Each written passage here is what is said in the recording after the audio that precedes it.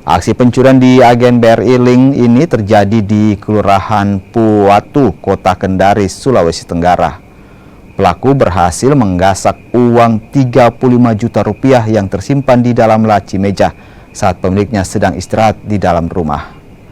Dari petunjuk rekaman CCTV, polisi akhirnya berhasil menangkap pelaku di Desa Totombe Jaya, Kabupaten Konawe.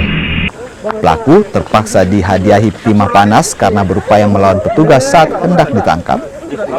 Aksi pencurian yang dilakukan pelaku bukan kali pertama dilakukan. Hasilnya dipakai pelaku untuk membeli motor dan bermain judi. Uang di situ diambil sebanyak 35 juta.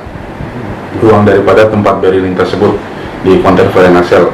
Kemudian setelah pelaku mengambil uang tersebut digunakan untuk membeli satu buah motor dan sisanya dipakai untuk bermain judi menurut pengakuan daripada pelaku.